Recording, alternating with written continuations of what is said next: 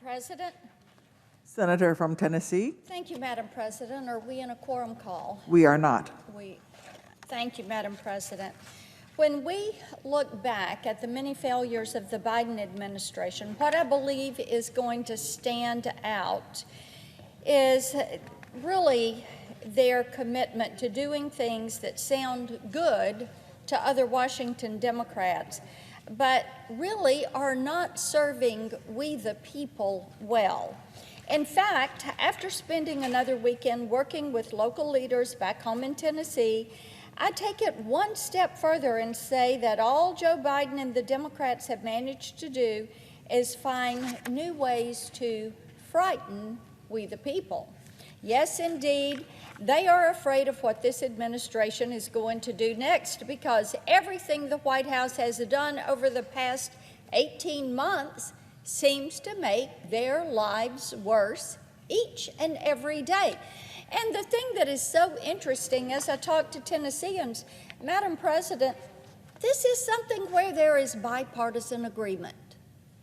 Whether it is crime in the streets or the drug situation, much of that caused by this open border that is out of control, inflation, the price at the pump, the price at the grocery store. It is quite a stunning record of how to make the lives of the American people worse. Joe Biden and the Democrats have spent us into 9.1% inflation, and now they want to tax us into a recession. The latest scheme is terrifying. Democrats are proposing $1 trillion in new tax increases.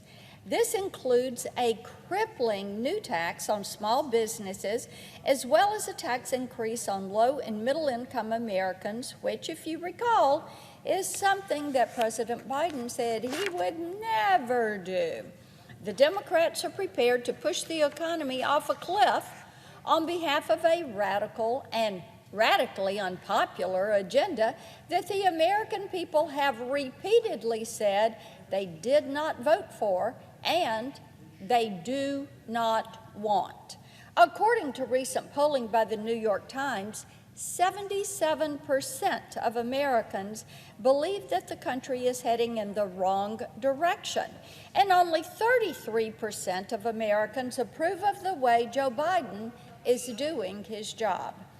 If that's not an indictment of this latest inflationary spending spree, I do not know what is. The American people understand that one man and one party are in full control of the federal government, and that Joe Biden and the Democrats are responsible for the uncertainty and fear that is now driving their decisions. Thank God Tennessee has strong, smart, local and state leaders who take their jobs seriously, who work hard every day to represent the people of our great state. I am about to wrap up my annual 95-county tour, and I can tell you that none of the county mayors and city managers that I've spoken to are worried about methane or proper pronoun usage.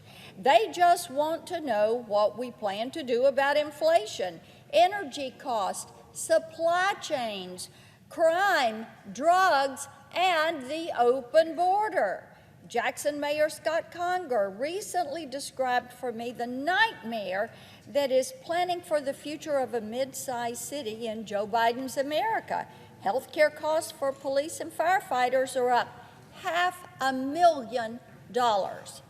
Between public works and public safety, fuel costs alone are projected to beat last year's totals by $450,000, and utility and sanitation costs are already 10% over budget. Now, Jackson and other cities in Tennessee don't operate like Washington. They're very conservative with how they spend the taxpayers' money, and they budget for the worst-case scenario. But even when they do have money to spend, Joe Biden's supply chain crisis gets in the way.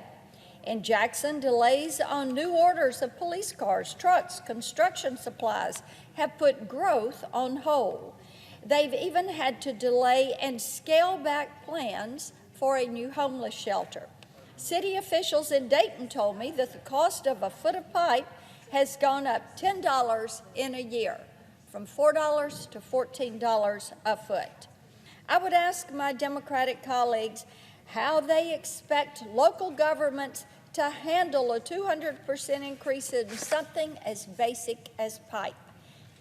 We know that's a trick question because there is no planning for instances like that. Covington Mayor Justin Hansen also had a message he wanted me to pass on for the record. Here's what he said, and I quote, "The rising cost of goods and services is really hitting municipal pocketbooks, especially at the gas pump.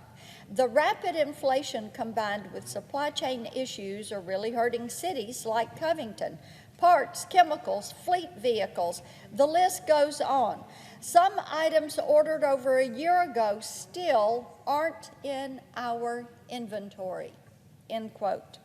But I think the most shocking example of how localities have suffered under these reckless policies is happening right now in McNairy County.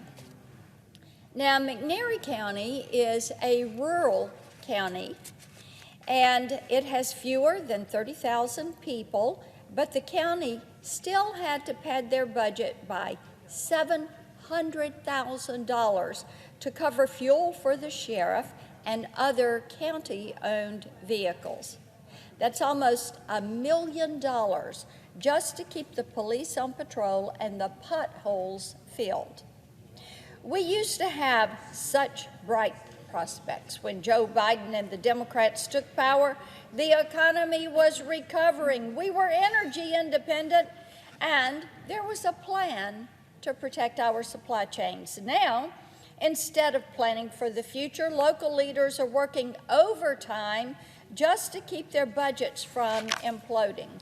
Just a few short years ago, these same Tennessee leaders were focused on innovation and growth. Now, they're focused on survival. They know that the only way we will pull this country back on track is to halt inflationary spending, prioritize supply chains, and ramp up an Operation Warp Speed for energy independence. But Joe Biden has taken us backward. So yes, the people are fearful of what his administration will do next. But they continue to say they will not be frightened into submission. And I would urge my Democratic colleagues to remember that. I yield the floor.